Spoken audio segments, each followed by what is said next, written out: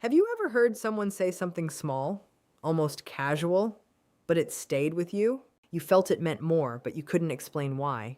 That's because when someone is avoidant, they don't express love the way you expect. They don't say, I'm falling for you. Instead, they leak it in subtle phrases, in contradictions, in moments where their words try to protect them, but their feelings slip through anyway.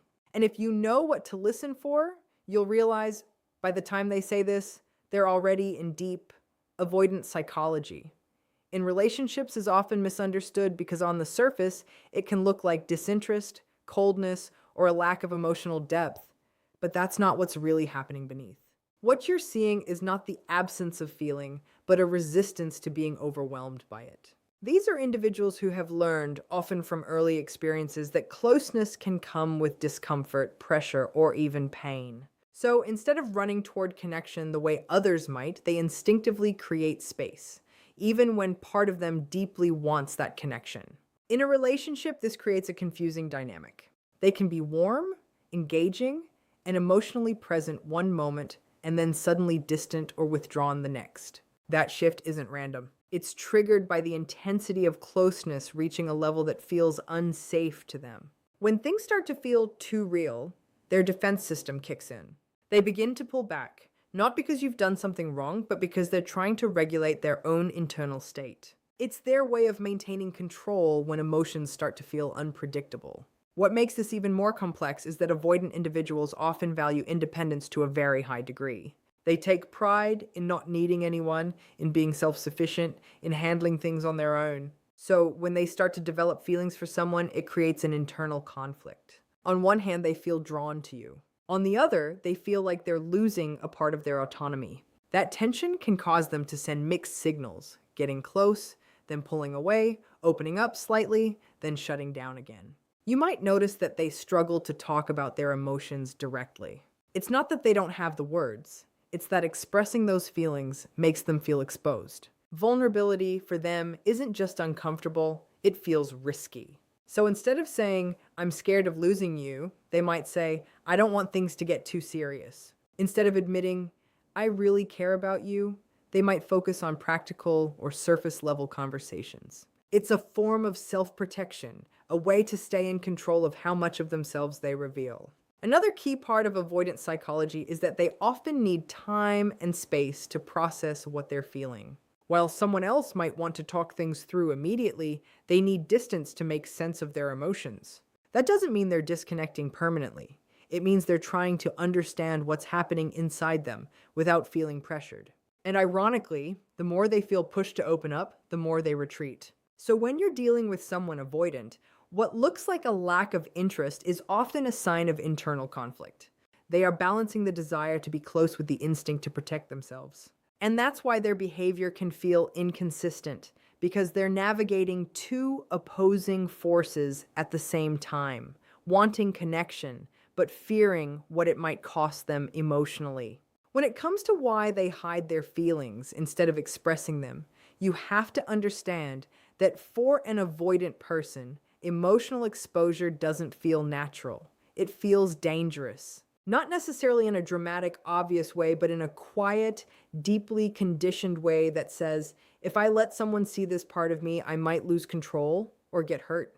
So instead of openly sharing what they feel, they learn to contain it, manage it, and keep it at a safe distance. This usually isn't something they consciously decide. It's a pattern that forms over time. At some point in their life, they learned that being vulnerable didn't lead to comfort. It led to disappointment, rejection, or pressure. Maybe their emotions weren't understood, maybe they were dismissed, or maybe they had to rely on themselves too early. Whatever the reason, they adapted by becoming emotionally self-protective. And that protection shows up in their relationships as restraint. So when they start to develop real feelings for someone, it creates tension inside them.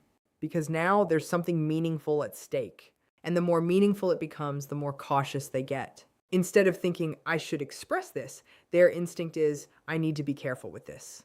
They'll analyze what they're feeling before they ever consider sharing it. They'll question it, downplay it, even try to distract themselves from it. Anything to avoid the vulnerability that comes with saying it out loud. You might notice that they express care in indirect ways. They might show up for you, remember small details, check in subtly, But when it comes to putting their emotions into clear words, they hesitate. That hesitation isn't because they don't feel enough. It's because saying it makes it real. And once it's real, it's no longer something they can fully control. Control is a big part of this. When feelings stay internal, they feel manageable. But once they're expressed, they introduce uncertainty. How will the other person respond? Will it change the dynamic? Will expectations increase? For someone avoidant, those unknowns can feel overwhelming. So they choose silence or ambiguity over clarity because it keeps them in a position where they're not fully exposed. There's also a fear of dependency that plays into this. Expressing feelings can feel like admitting, quote, "You matter to me." And while that's a beautiful thing in a healthy dynamic, for someone avoidant, it can feel like giving away power. They worry that if they rely on someone emotionally, they might lose their sense of independence or end up being let down. So they hold back, convincing themselves that it's better to stay guarded than to risk needing someone too much. And here's the paradox. While they're hiding their feelings, those feelings don't go away.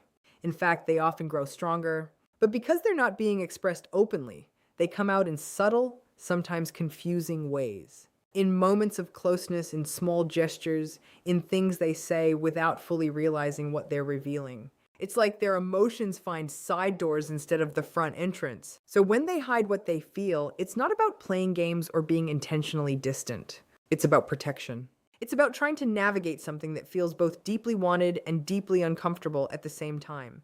And until they feel safe enough to believe that vulnerability won't cost them their sense of self, they'll continue to hold those feelings close, quietly, carefully, and often without saying the one thing that matters most. One of the most important shifts you can make when dealing with someone avoidant is learning to separate what they say from what they actually feel. Because with them, those two things don't always line up in a clean, obvious way. Their words are often filtered through fear, self-protection, and a need to maintain control, while their emotional truth is happening underneath, quieter, less direct, but still very real. Most people are used to taking words at face value. If someone says, "I'm not ready," it sounds final. If they say, "I don't want anything serious," it feels like a clear boundary. And sometimes it is. But with an avoidant person, those statements can carry a different meaning.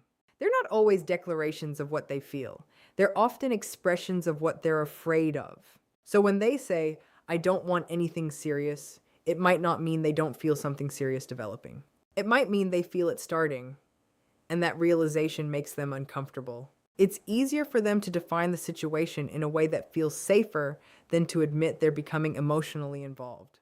In other words, their words are trying to slow things down, even while their feelings are speeding up.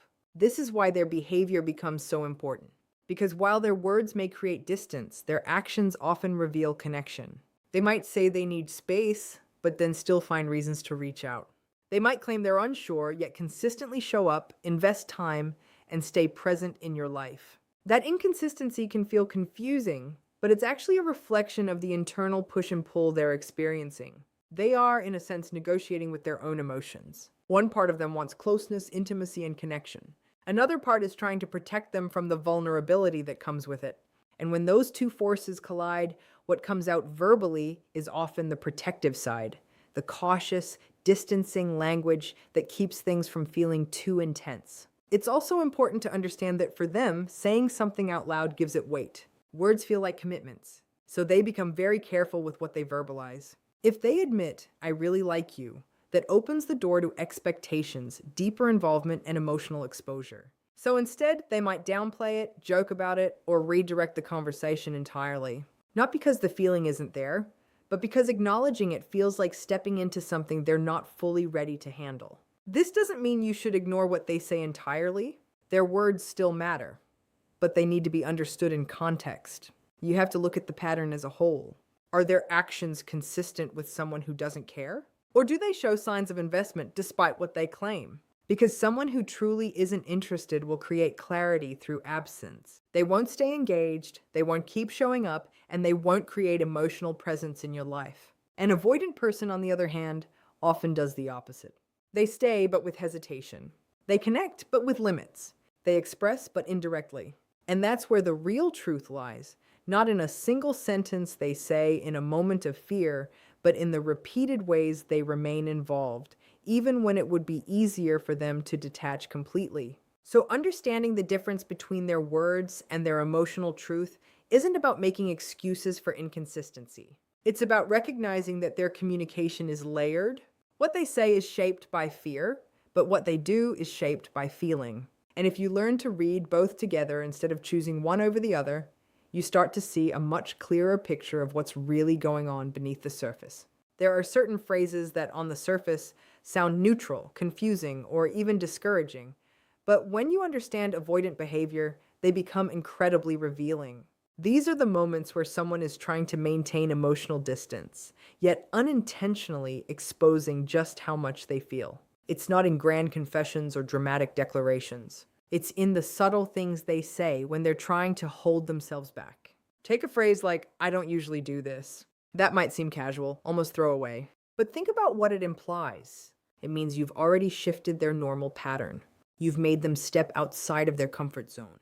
And for someone who values control and predictability, that doesn't happen unless there's real emotional significance behind it. They won't admit, "You matter to me," but they'll hint at it by acknowledging that something about you is different. Or when they say, "You're making this hard for me." Most people hear that and assume it's blame, like they're being told they're the problem.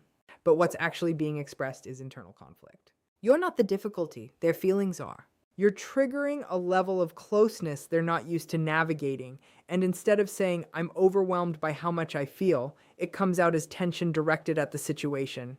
It's easier for them to frame it as something external than to admit what's happening internally. Another powerful one is, "I've never opened up like this before."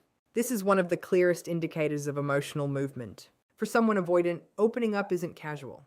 It's a big deal. It requires trust, effort, and a willingness to step into discomfort. So if they're saying this, even in a small way, it means you've reached a place most people don't. They may still hold back, but the fact that they're recognizing the shift tells you that something meaningful is happening beneath the surface. Then there's, "I don't want to lose what we have." This doesn't come from someone who feels indifferent. It comes from someone who sees value, who feels connection, and who is afraid of damaging it. But instead of expressing that fear as attachment, they present it as caution. It sounds like they're trying to keep things from progressing, but what they're really doing is trying to protect something they already care about deeply. You might also hear, "I'm just not good at this." Again, it sounds like a limitation, like they're lowering expectations, but underneath that is awareness. They know they struggle with closeness. They know relationships challenge them, and instead of confidently stepping forward, they retreat into self-doubt. But the very fact that they're acknowledging it means they're engaged enough to reflect on their role, which is something they wouldn't do if they didn't care. What all of these phrases have in common is that they're not direct admissions of love or attachment, but they point to it. They're emotional slips, moments where the truth leaks out, even while they're trying to stay guarded. And if you only listen at the surface level, you might misinterpret them as hesitation or disinterest. But if you listen more closely, you'll hear something else entirely. A person who is feeling more than they're ready to admit. That's why it's so important not to react impulsively to these statements. Because if you take them literally, you might pull away at the exact moment they're quietly leaning in. Instead, you have to recognize the pattern behind the words. The discomfort, the hesitation, the subtle acknowledgments of change, all of it points to emotional involvement. And the truth is, avoidant individuals rarely announce their feelings clearly. They reveal them in fragments, in contradictions, in sentences that sound like doubt but carry meaning underneath. So when you start to recognize these phrases for what they really are, you stop seeing confusion, and you start seeing connection that's being expressed in the only way they know how. One of the most defining traits of an avoidant person is that love and fear don't cancel each other out inside them. They exist at the same time, and not in a balanced, peaceful way, but in a constant tension where one is always pulling against the other. This is what creates the confusion you experience with them. Because just when things feel like they're moving forward, something shifts and it feels like they're pulling back. But that shift isn't random. It's the fear reacting to the very feelings that are growing. When they start to care deeply about someone, it doesn't just feel exciting to them. It also feels destabilizing. Because caring means risk. It means emotional exposure. It means that another person now has the ability to affect them in ways they're not used to allowing. And for someone who has built their identity around being in control, independent, and self-contained, that can feel incredibly uncomfortable. So as their feelings grow stronger, so does their instinct to protect themselves. That's why you'll often see this push and pull dynamic. They'll move closer, open up a little, share something meaningful, and then almost immediately create distance. Not because the moment wasn't real, but because it was. And that reality triggers the part of them that says, this is getting too close. I need to slow this down. It's important to understand that the fear they experience isn't always obvious, even to them. They might not sit there thinking, I'm afraid of love. Instead, it shows up as subtle discomfort. They might feel irritated for no clear reason, suddenly need space, or start focusing on small flaws or doubts in the relationship. These are all ways of creating emotional distance without having to directly confront what they're feeling. At the same time, the love, or at least the attachment, is still there. That's why they don't fully walk away. They stay connected, even if it's inconsistent.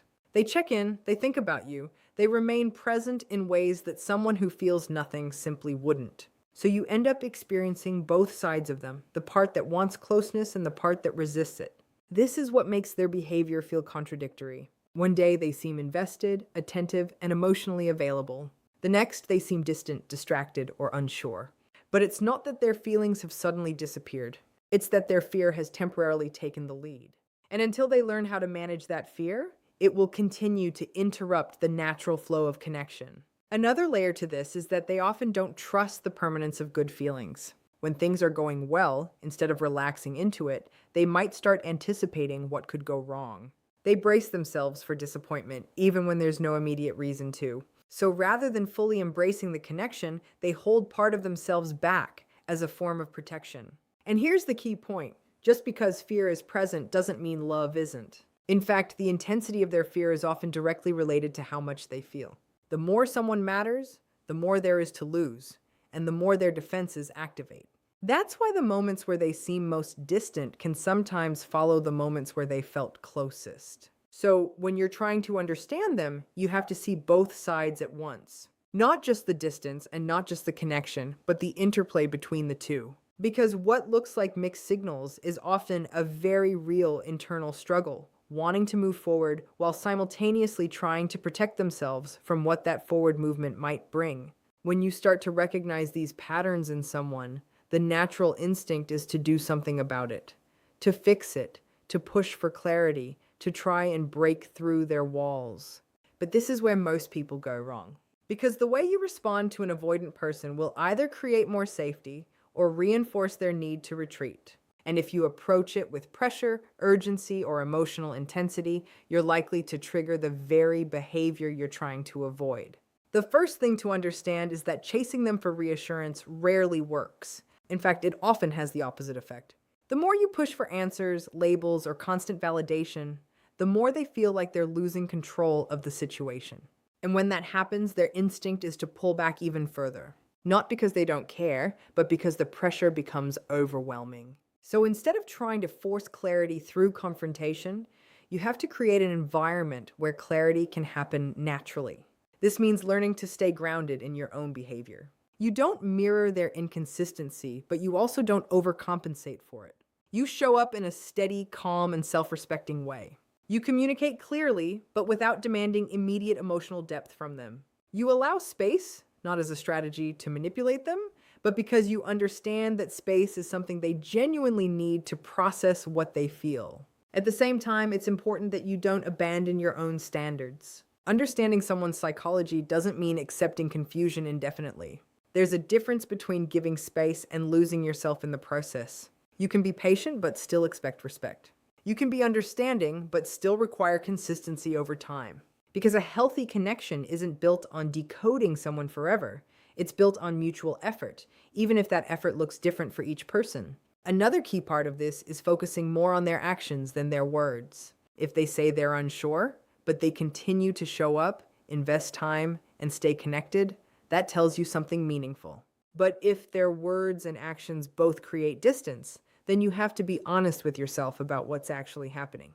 The goal isn't to interpret everything in the most hopeful way. It's to see the full picture clearly, without ignoring red flags. You also have to resist the urge to become their emotional anchor, It can feel tempting to be the one who understands them, supports them, and patiently waits for them to open up fully. But if you take on that role completely, you risk creating an imbalance where you're doing all the emotional work while they remain in a safe, non-committal position.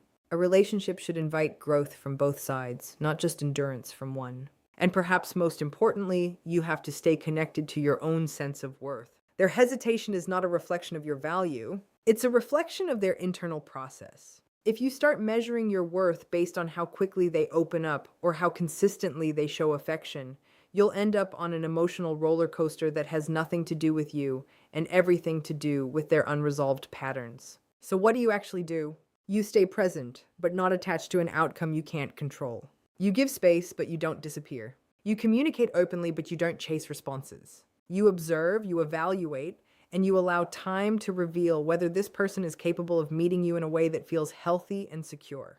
Because at the end of the day, recognizing these signs isn't just about understanding them. It's about deciding what you're willing to accept and whether the connection is growing in a direction that works for both of you.